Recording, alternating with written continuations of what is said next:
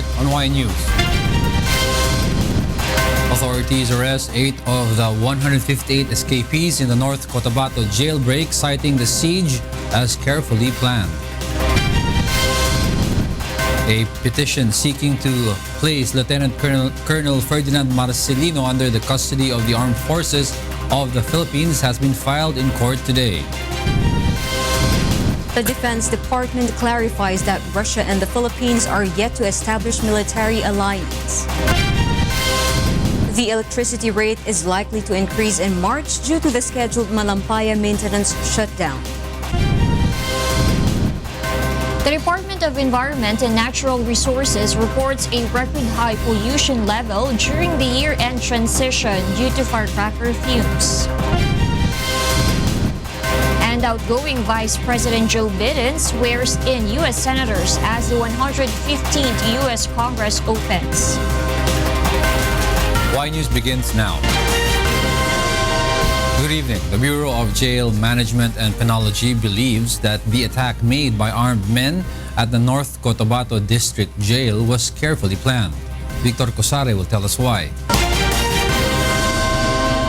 Although overpowered by over 100 armed men who launched the attack at the North Cotabato District Jail past 1 in the morning today, the 30 jail guards manning the facility were able to stood their ground and prevented the attackers from getting near the jail until augmentation forces from the AFP and PNP arrived. However, during the firefight, 158 inmates saw an opportunity to bolt out from the district jail. There's a possibility na they bolted out from their cells, sinira na yung mga padlocks nila, then gumamit sila mga tuntungan, yung mga bed banks nila, nilabas nila. Tapos yung mga malong nila, yun yung sinabit nila para gamiting materials para makalabas nga sa facility ko. A manhunt operations was immediately launched to recapture the escapees. As of 4 in the afternoon, 9 were arrested, while 5 on the other hand were killed and 1 was wounded in the course of the operations. Since December 31, authorities already received information that the facility will be harassed. The PNP said initial reports reveal that the attackers are members of the MILF and BIFF. BJMP believes the attack today was intended to rescue some of their colleagues. Marami pa tayo mga palagi nang pinag-usapan ni PD. They like ng mga Gunsang brothers because they have an active member of the MILF. They have a brother who is still an active member of the MILF. And likewise, we have the son of the former Deputy Chief of Police of Pikit, in the person of Captain Karim, and other bombing suspects in so many bombing incidents that transpired in the province of Cotabato. May initial report kami kanina na natanggap na combined BIFF and MILF na nagsagawa ng mga pag-atake. Kaya kukuha pa rin kami ng karagdagang ebidensya para malaman natin kung talagang involved ba o anong unit ng MILF yung involved. At pagka napatunayan natin yan, gagawa tayo ng sapat na dokumento o complaint at report, ipapaalam natin sa CCCH. A jail guard in the person of Jail Officer 1 Excel Ray Vicedo was killed in the firefight.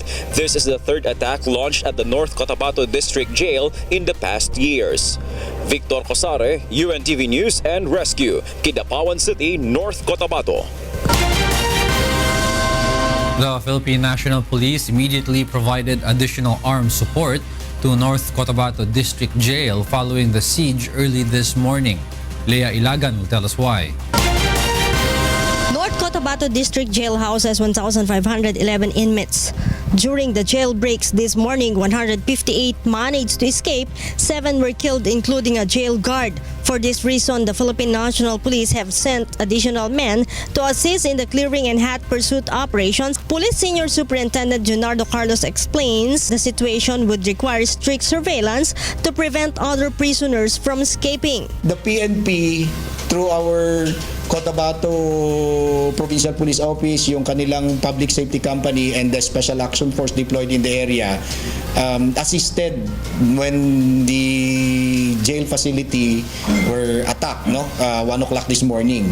As of the moment, 8 inmates have been recaptured, including Jason Angkangan, who is facing illegal drug charges. Siya ho ang nahuling muli, na turnover. Actually, yung taong bayan ho, yung barangay Fox ang isang nakakuha sa kanya at turnover sa ating mga otoridad, and through him na mayroon na pong informasyon na dumarating kung ano po yung ginawa nila, why they escaped the jail facilities. The PNP says it is ready to assist the BJMP in guarding prison facilities across the country, just like what the DILG suggested to avoid recurrence of the incident. If ordered, the PNP is ready to assist. We belong to one government, one administration, and we will help other government agencies that will be asking for the assistance of the PNP. At 1 o'clock in the morning today, armed men stormed the jail and engaged in a shootout with prison guards, which lasted for 2 hours. The shootout paved the way for several inmates to escape using a ladder they attached to the roof of the facility. Leia Ilagan, UNTV News and Rescue Camp Krame. A petition seeking to place Lieutenant Colonel Ferdinand Marcelino under the custody of the Armed Forces of the Philippines has now been filed. The AFP insists Marcelino's reputation remains good despite the allegations against him. Brian De Paz will tell us why. A motion for commitment order and interim prayer for initial custody was filed by his counsel, by Colonel Marcelino through counsel coming from the Judge Advocate General's office. This morning, they the counsel personally proceeded to the court to submit a hard copy of the said motion. The urgent motion for commitment order of Lieutenant Colonel Ferdinand Marcelino has been formally filed today. It seeks to place him under the custody of the Armed Forces of the Philippines, or AFP. AFP Public Affairs Office Chief Marine Colonel Edgar Arevalo says Marcelino has undergone booking procedure after voluntarily surrendering yesterday with his sibling. The AFP assures Marcelino's appearance should courts order his presence during the trial of his case. AFP also denies giving special treatment to Marcelino, saying they're just following the law. The Armed Forces insists that Marcelino is an active soldier and is entitled to a legal service. He is subject to military law. That's why he has to be held liable and answerable for infractions of the Articles of War. Despite the accusations against him, Marcelino's reputation remains good in the eyes of the AFP. Insofar as his previous accomplishments were concerned, nakikita natin ang naging malaki niyang contribution. As a matter of fact, in the past, the Intelligence Service AFP, even PIDEA during the time of Director General Santiago, I believe. Colonel Ferdinand Marcelino is currently being held at the Military Police Custodial Facility. Brian De Paz, UNTV News and Rescue, Camp Aguinaldo. The Public Attorney's Office has filed an omnibus motion urging the Manila Regional Trial Court to lift the warrant of arrest it issued against Lieutenant Colonel Ferdinand Marcelino and Chinese national Yan Yi-shu alias Randy. Roderick Mendoza will tell us why. In its omnibus motion, the Public Attorney's Office, acting as counsel for Marine Lieutenant Colonel Ferdinand Marcelino and Chinese national Yan Yi-shu alias Randy, insists that there is no probable cause to indict the accused for possession of illegal drugs because they don't have control over the contraband seized inside the townhouse where they were arrested. It further states that Marcelino and Jan have no knowledge what was inside the house because it was dark and they entered it just minutes before it was raided by PIDEA and PNP AIDG operatives. Marcelino previously claimed they went to the house to verify a tip that there was illegal drugs inside.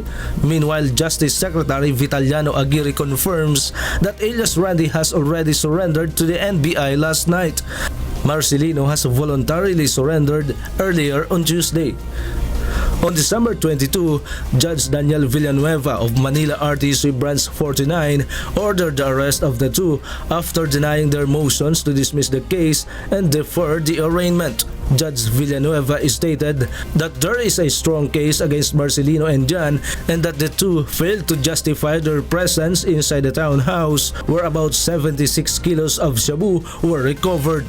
The two are facing charges for violation of Comprehensive Dangerous Drugs Act after they were arrested inside the alleged clandestine shabu laboratory in Santa Cruz, Manila in January last year. Roderick Mendoza, UNTV News and Rescue, Manila.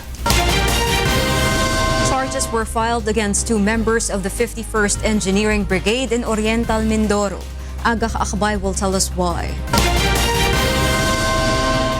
The Philippine National Police has filed charges against Private First Class Kevin Failgutan and John Ray Calanza, who illegally used their service firearms during the New Year revelry in Oriental Mindoro. This after the investigation the PNP conducted on the three soldiers in Mansalay, Oriental Mindoro who illegally discharged their caliber 45 service firearms during the New Year revelry. Si PFC John Ray Basco Calanza ay sinampahan ng kasong illegal discharge of firearms sa physical injuries. Nung pinasa na sa kanya yung baril, nung siya ay nagpaputok, yun na yung time na mayroong tamaan ng dalawang victims.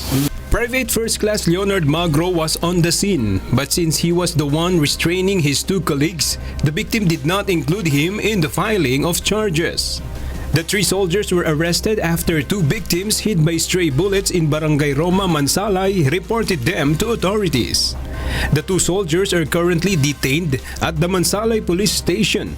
They are both members of the 514th Engineering Construction Battalion of the 51st Engineering Brigade in Barangay Roma, Mansalay, Oriental Mindoro.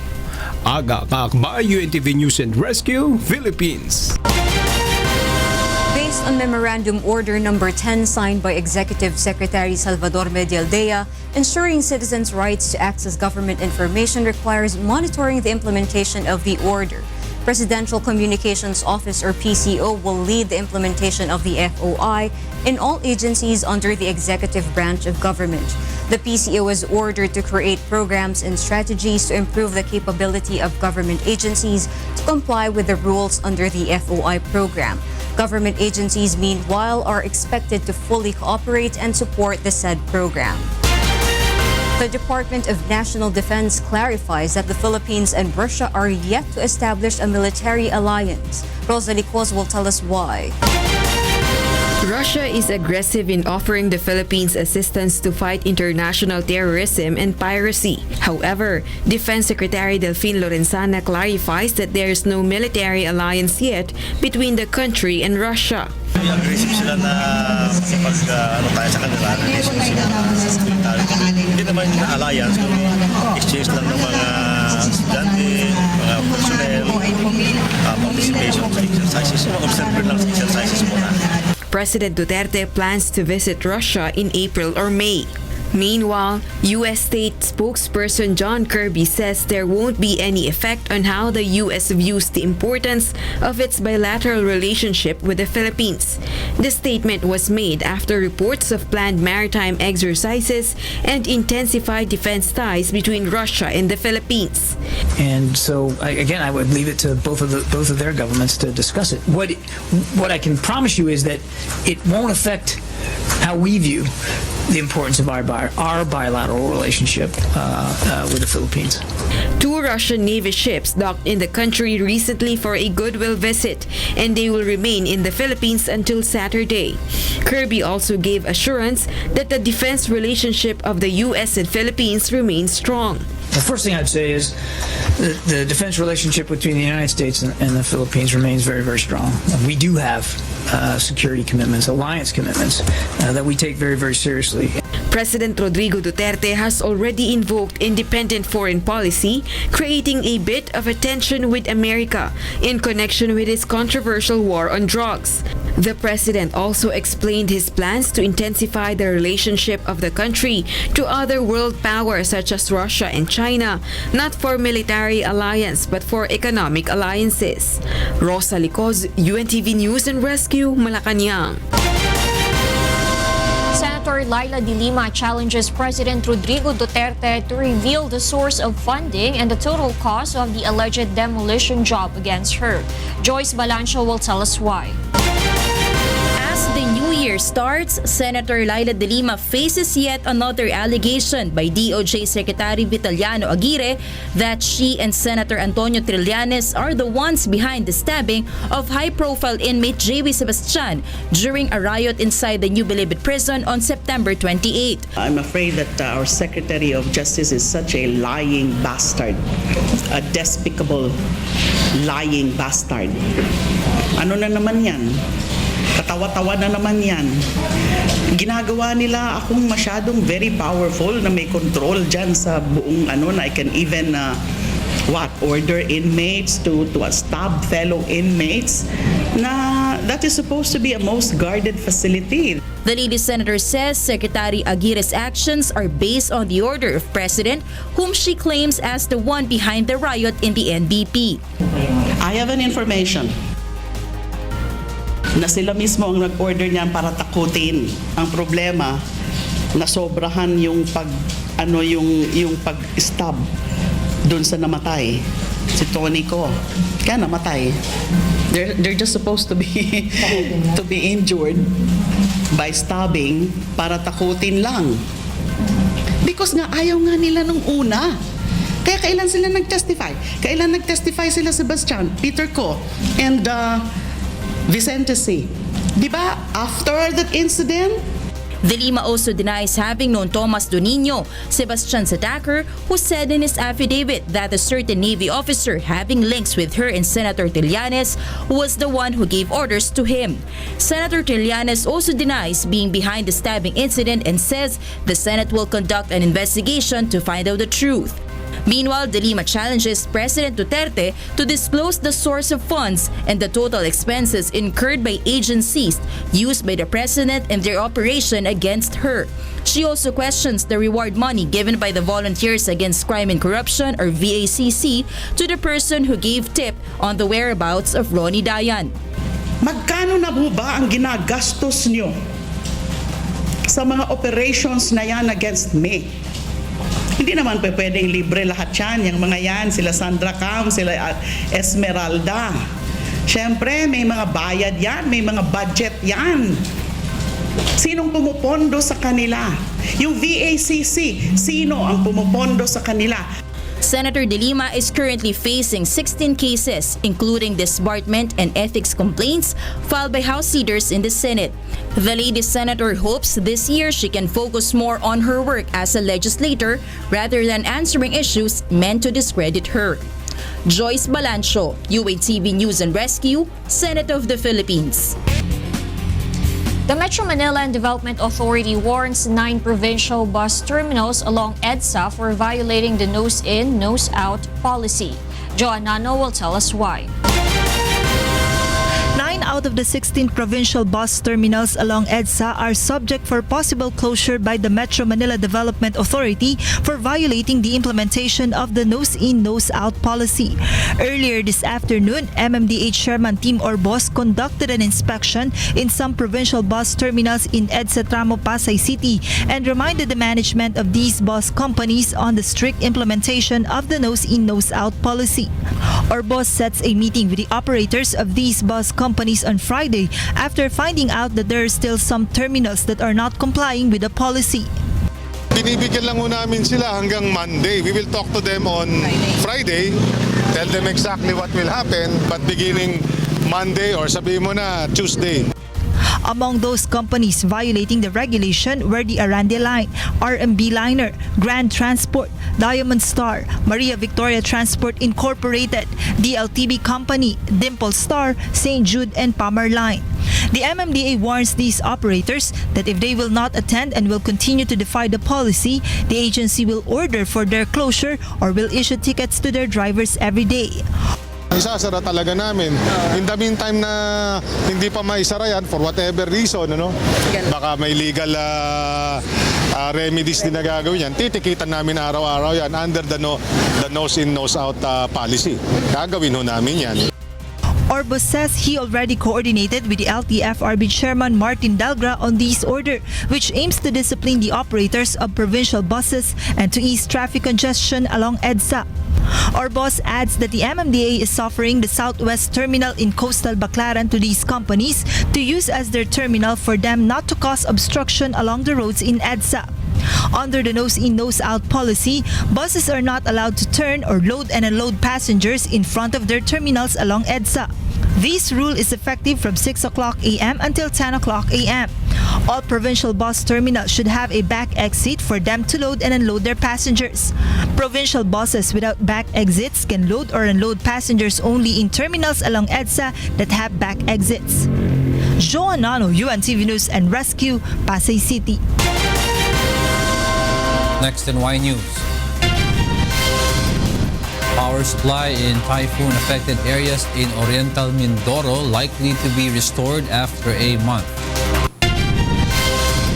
Labor groups protest against the Department of Labor and Employment's new order regulating and not banning contractualization in the country. Firecracker fumes during the year-end transition cause high pollution level in the country, according to the DENR. Y News will be right back.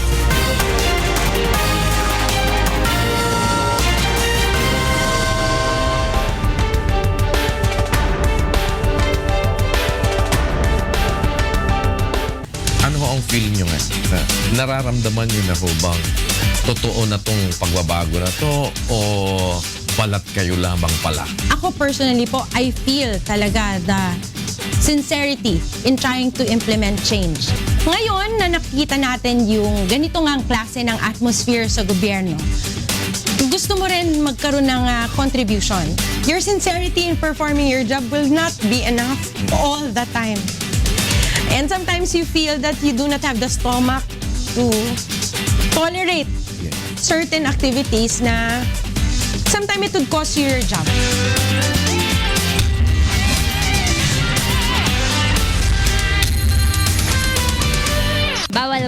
Bawal ang pikon. Ang mga reklamo sa inyong lugar. August pa po ito ng 2015 nung ma-report yung problema po na ito. May solusyon. At sa wakas, matapos po ang halos isang taon, ay nabigyang pansin din po ng mga kinauukulan. Bawal ang pikon. Pwede na po itong matutukan. Ang dati nating nadatnan na mabato at maputik na daan, ngayon po ay konkreto na. Nakapipikon? Bawal ang pikon. Dito naman sa atin, hindi puro reklamo lang. Oo naman. And we of course give credit to where credit is due. Bawal ang pikon. Bawal ang pikon. Bawal ang pikon!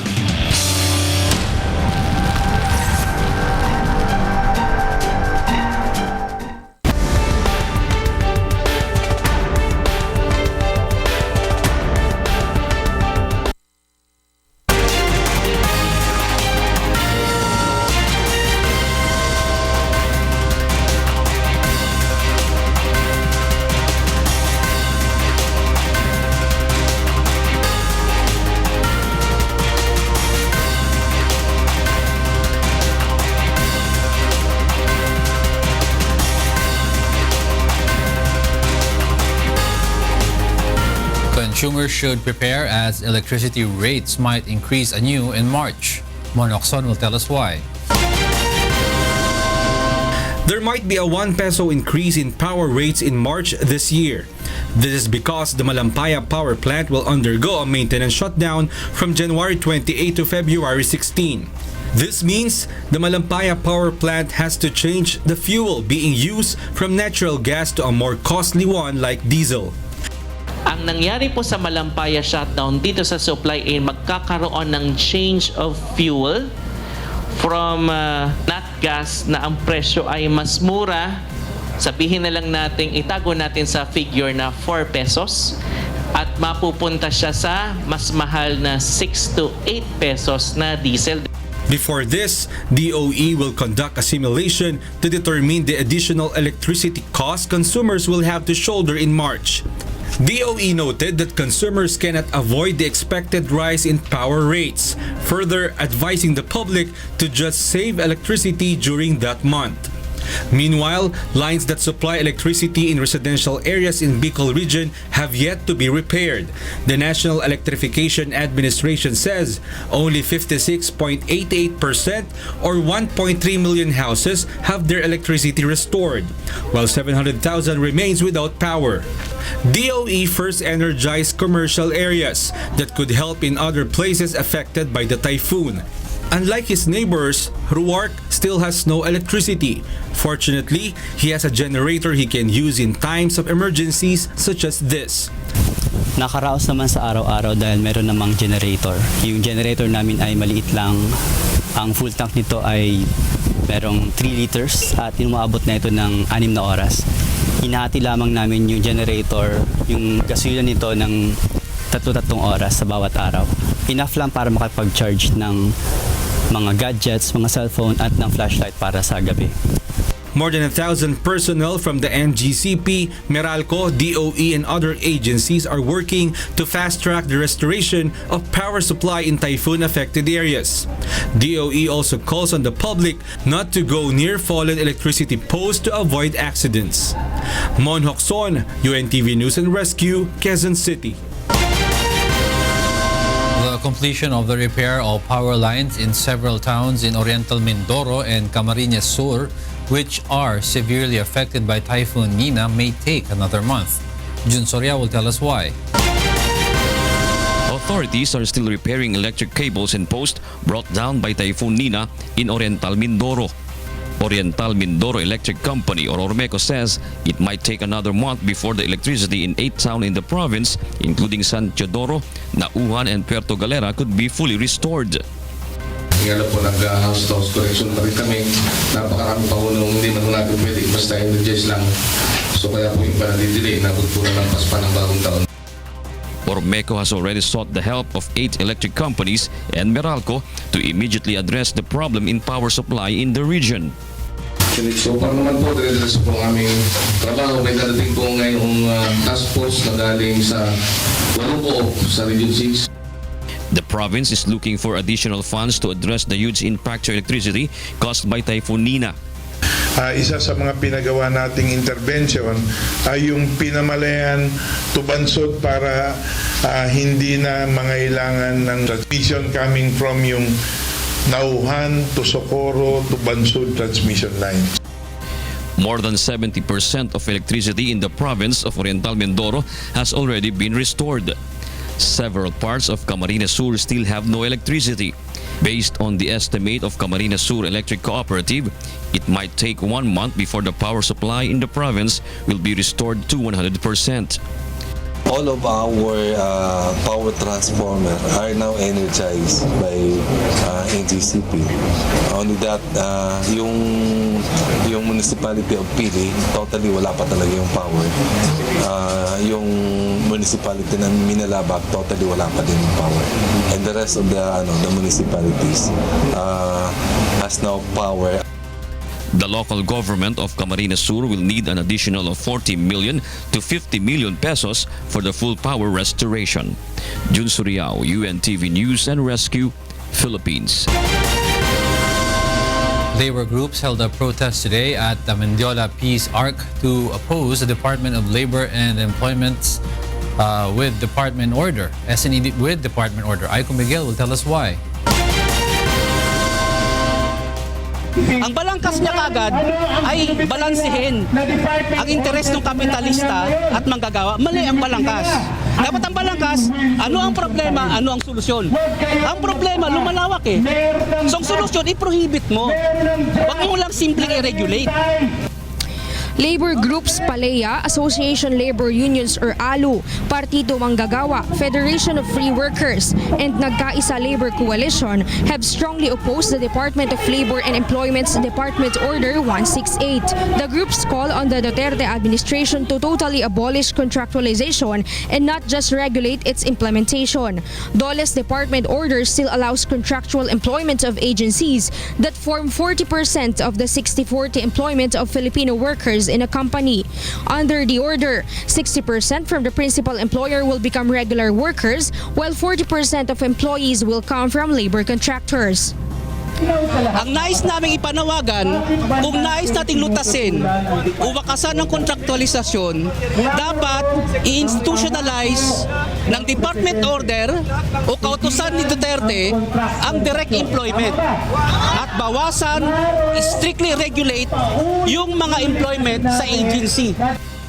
The groups are also seeking for a dialogue with President Duterte to clarify the coverage of the new department order.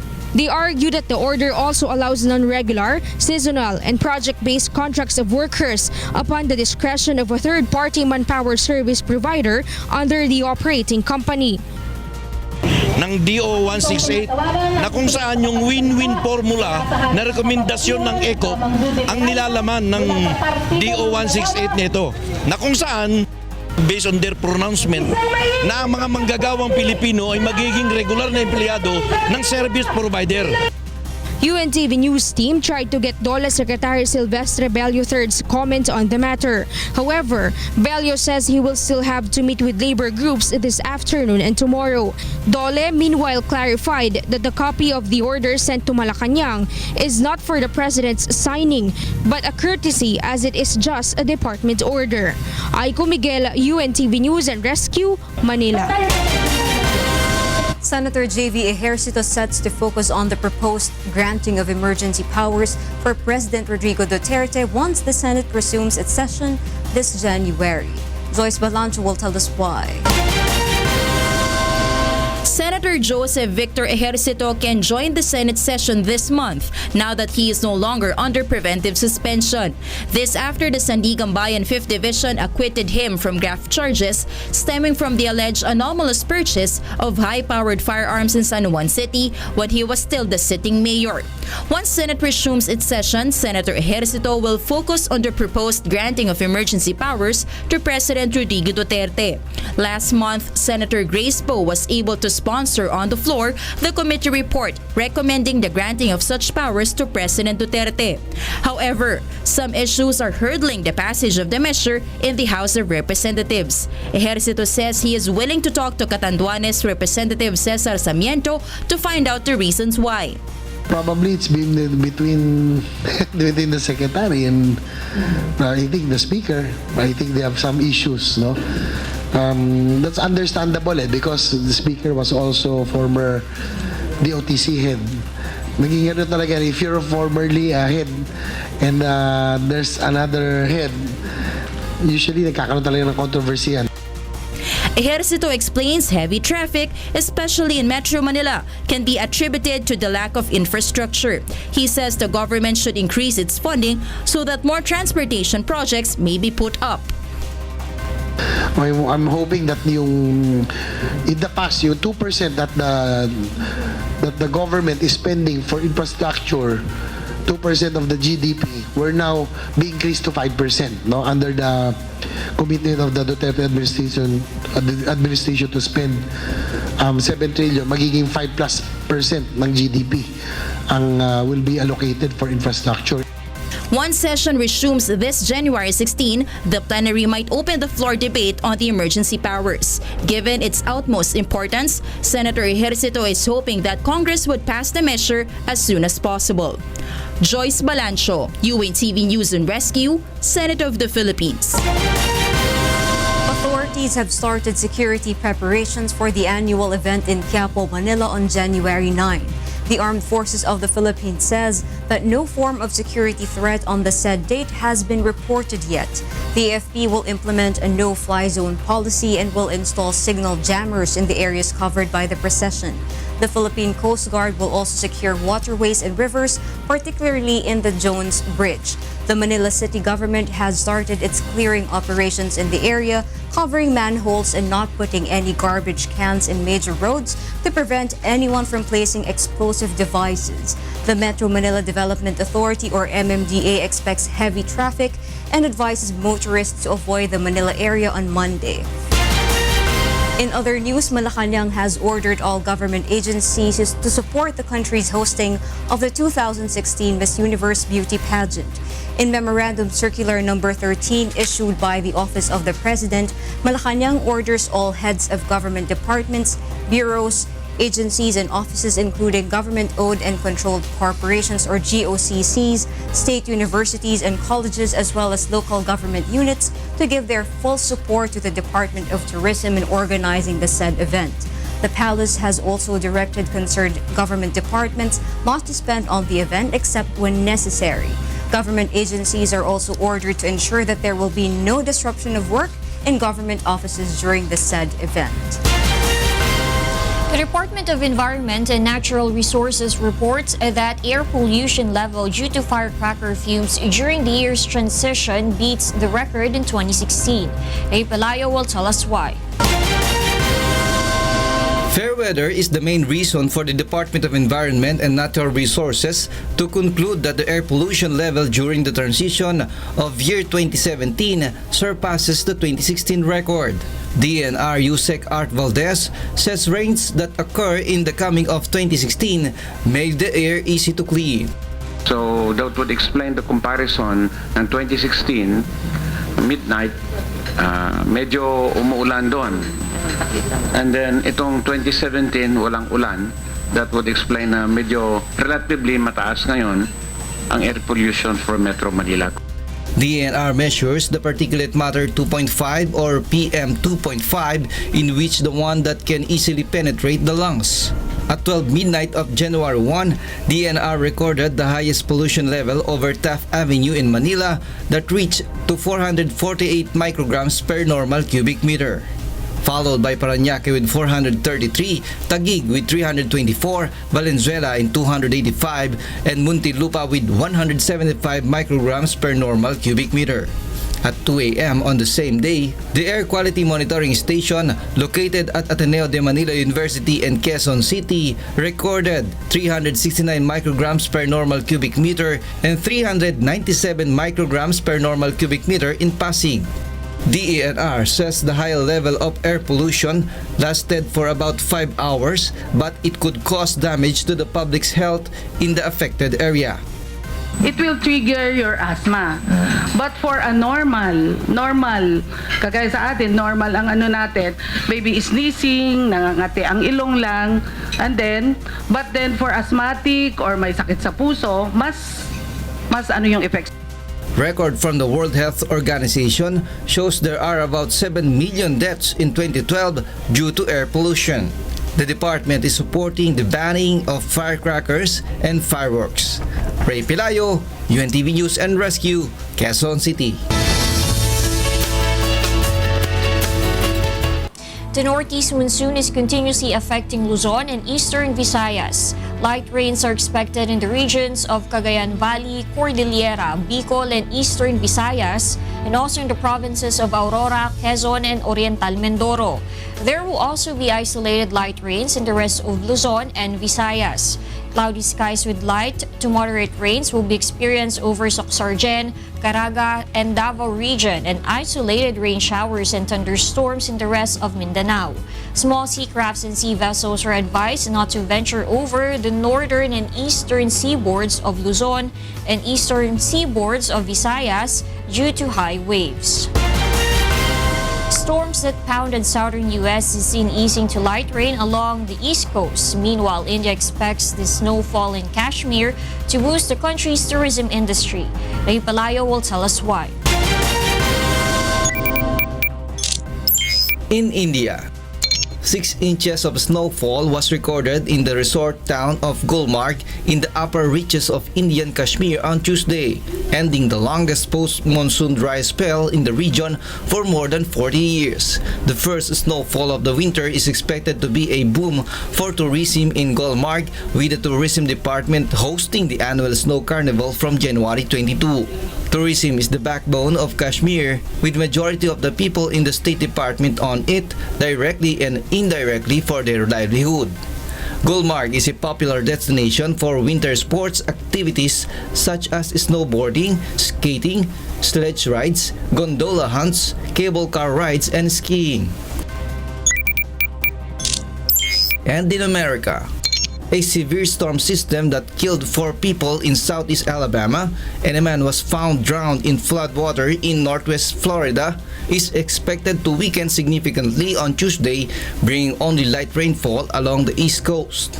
We had 4 individuals that unfortunately lost their lives in these storms last night. And first and foremost, that our prayers are with their family members and those that have suffered that loss here, and then those throughout the state that have suffered damage from the storms that moved through the southern part of the state last night. Between half an inch and an inch of rain was expected to fall along the East Coast on Tuesday, local time, including in Washington, D.C. and in parts of Virginia, Pennsylvania, New York, and New Jersey.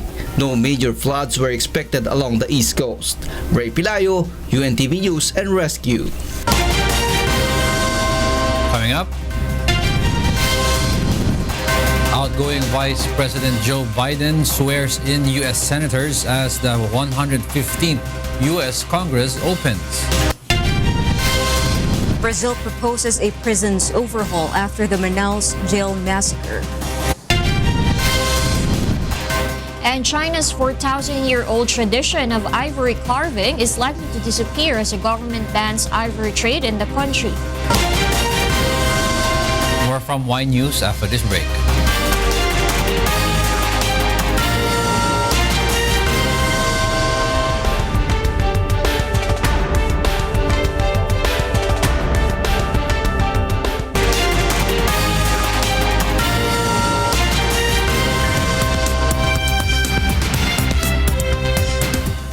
Vice President Joe Biden swears in U.S. senators while Republican Representative Paul Ryan of Wisconsin takes the House speakership for the second time. James Montuyan will tell us why. Republican Paul Ryan of Wisconsin was elected to be the Speaker of the House for the 115th Congress. The tellers agree in their tallies that the total number of votes cast is 433, of which the Honorable Paul D. Ryan of the state of Wisconsin has received 239.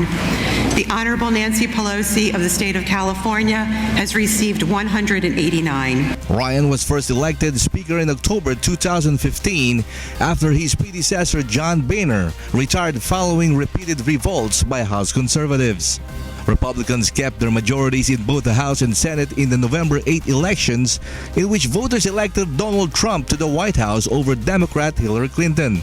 With Trump set to be sworn in as president on January 20, Republican lawmakers hope to get a quick start on priorities that were blocked during Democratic President Barack Obama's 8 years in the White House. Meanwhile, outgoing U.S. Vice President Joe Biden conducted individual reenactments of the swearing-in ceremonies for newly elected and re-elected U.S. senators on Tuesday. The ceremonial event took place in the old Senate chamber at the U.S. Capitol on the first day of the 115th Congress. Biden, known for his folksy manner, joked with the senators' family members as well as with reporters while waiting. You know, everybody said, why on the campaign trail, why would I do selfies? It's so much easier than other people, gathering people, when you have it, it's like, jump in, quick. James Montuyan, UNTV News and Rescue, Maryland, USA. Brazil's Justice Minister on Tuesday proposes an overhaul of the penal system to tackle chronic prison overcrowding. This a day after 56 inmates were massacred in the deadliest riot in the country in 2 decades. During the incident, machete-wielding gangs decapitated inmates and threw their bodies over a wall of the penitentiary, which houses more than 3 times its capacity. Minister Alexandre de Moraes says Brazil needed to improve conditions in jails after visiting the prison in Manaus. Entraram armas, se entraram celulares, se entraram armas de fogo, algum problema ocorreu. Então nós temos que capacitar melhor, temos que garantir uma segurança maior também. Turkey once again extends the state of emergency by 3 months. Mylene Soriano will tell us why. Turkey's parliament voted on Tuesday in favor of extending emergency rule by a further 3 months effective from January 19. The extension of emergency rule comes as Turkey reels from a series of deadly attacks by Islamist or Kurdish militants, most recently on Sunday when a lone gunman shot dead 39 people in a packed Istanbul nightclub during New Year's celebrations. In his address to General Assembly ahead of the voting, Deputy Prime Minister Numan Kurtulmus stressed government's resolve to fight against all terrorist organizations. Özellikle son Ortaköy saldırısı üzerinden daha önceki terör saldırılarında verilen mesajlardan başka farklı mesajlar da verilmek isteniyor. Bunlardan birisi biz 2017 yılında da milletin başına bela olmaya devam edeceğiz deniliyor. Biz de çok açık söylüyoruz. Hangi terör örgütü olursa olsun, arkasında kim olursa olsun, motivasyonları ne olursa olsun, biz de 2017 yılında bütün terör örgütleriyle mücadele etmeye kararlıyız. Sonuna kadar mücadele edeceğiz. 39 people were killed at the Reina nightclub in Istanbul on New Year's Eve after a gunman entered the club. Nationals of Turkey, Lebanon, Saudi Arabia, Morocco, Libya, Israel, a Turkish-Belgian dual citizen, and a Franco-Tunisian woman were among those killed. On Monday, Islamic State militants claimed responsibility for the attack. Maylin Soriano, UNTV News and Rescue, Middle East. The 4,000-year-old tradition of ivory carving in China is now threatened to disappear. Dulce Alarcon will tell us why. China has announced it will be cracking down on commercial activities involving the trade and production of ivory, effectively aiming to shut down the trade by the end of 2017. The move means China's ivory market is set to disappear. It will bring an end to the thousands of years of history in which the ivory trade has been prominent throughout the country. According to the State Forestry Administration, there are currently 34 production companies and 143 trade booths legally registered in China. The agency says it plans to close 50 to 60 ivory trade booths by March 31st. The ivory ban is being described as a major step in China's commitment to the international community in protecting wildlife. 要保护非洲象、保护亚洲象需要全球的努力。所以的话，中国就是已经承担了自己的就是自己承诺的国际义务像我们就是刚才说就是我们控制了就是那个禁止从非洲进口就是合法狩猎的象牙。 The Beijing Ivory Carving Factory is one location that has kept the essence of the tradition. In its heyday throughout the 1970s, hundreds of people work in the factory, with most of the products being sold to developed countries. But now there are only 25 workers left, whose main job is to learn the traditional carving skills. 那这批象牙进来以后，我们第一个任务是什么？就是做传承。我们从北京工业大学艺术设计院招了7个这个学徒工。 对大学毕业的，我们首先做的什么？做的是传承，技艺的传承。 It is estimated that there are now only around 1,600 craftsmen left working in the ivory carving industry in China. With their trade under threat, these craftsmen are trying to seek out the social benefit of their ivory carving skills, a heritage that has been passed down for thousands of years. Dulce Alarcon, UNTV News and Rescue, Jilin, China. Midfielder Julian Draxler joins the Paris Saint-Germain. Meanwhile, another European high-profile player joins a Chinese club. Aaron Romero tells us why. Belgium midfielder Axel Witsel becomes the latest high-profile player to move to China, joining promoted Tianjin Guangjian after turning down an offer from Serie A champion Juventus. Witsel has won 80 caps for Belgium and played at the 2014 World Cup and Euro 2016. Witsel will be coached at Tianjin by Italian World Cup winning defender Fabio Cannavaro. Witsel was raised at Standard League before moving to Benfica in 2011. He spent one season with the Portuguese side and then joined Zenit, where he played 180 matches and scored 22 goals. Meanwhile, Germany midfielder Julian Draxler has joined Paris Saint-Germain on a 4.5-year contract from VfL Wolfsburg, the French champions said on Tuesday. The 24-year-old was a member of the victorious Germany squad at the 2014 World Cup. Draxler has been hailed as one of the best attacking midfielders of his generation. PSG have endured a difficult start to the season, finishing second behind Arsenal in the Champions League group stage and sitting third in League One. Aaron Romero, UNTV News and Rescue, New York. Youth Organization Kabataang Sama-Samang Maglilingkod Incorporated or Kasama has supported a number of youth from various parts of the country for their exceptional contributions to the society and for being role models to others. During the 17th Mr. and Miss Philippine Youth Awarding Ceremony last night, the group hailed Nelson Lin and Angela Cecilia Muhi as Mr. and Miss Philippine Youth International.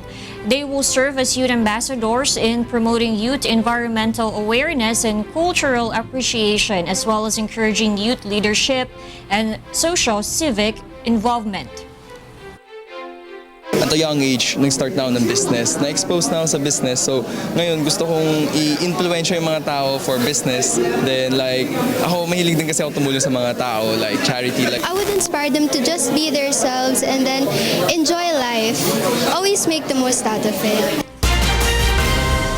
The reprint of Hitler's Mein Kampf takes Germany by storm.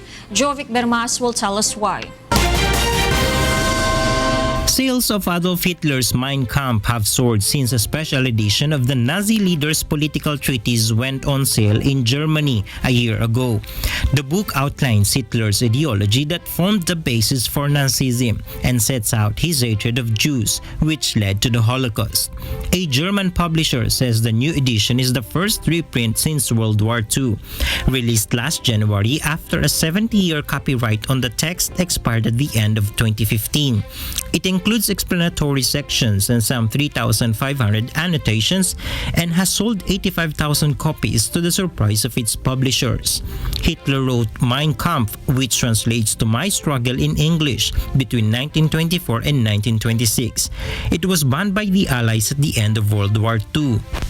Hitler wrote most of the first highly autobiographical volume while incarcerated in Landsberg prison after his failed Munich coup attempt in 1923. After his release, he wrote much of the second volume at his mountain retreat near Berchtesgaden. A bestseller after he became chancellor in 1933, Mein Kampf had by 1945 sold 12 million copies and been translated into 18 languages. Jovic Bermas, UNTV News and Rescue, Europe. Keepers count animals in London Zoo, which is now at 18,000. Nina Armilio will tell us why. Staff at London Zoo began the mammoth task of counting the park's 712 species of more than 18,000 animals in their annual stocktake on Tuesday. And it's an opportunity for all of the animal teams to go out, make a record of how many individual animals we've got on each section. It's part of our zoo licensing requirement to take an inventory of the animals. The annual count is also about conservation and protecting endangered species, which, according to Haben, represents success for the zoo. So we've got 2 youngsters this year. We were really lucky. At the end of June, Melati, our female Sumatran tiger, gave birth to a male and female, and that for us is a real measure of success. 6-month-old cubs Achilles and Caris joined in the fun at the count, cautiously following their father JJ and mother Melati into the enclosure, tempted by treats laid out by keepers. Unfortunately for the shy cubs, their father and local birds beat them to the goodies. Despite missing out on a tasty breakfast, Achilles seemed to have fun playing with the stocktake sign in front of a gathered media and photographers.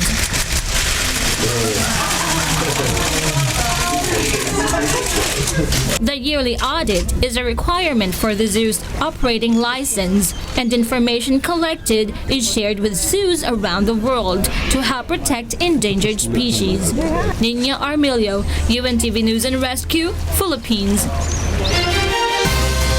Those are the reasons behind the news, January 4, 2017. I'm Angelo Castro III. Reasons we deliver to you as they unfold. I'm Gerry Alcantara. And I'm Darlene Basingan, because we need to know. We will always ask why. Thank you for watching. Why News.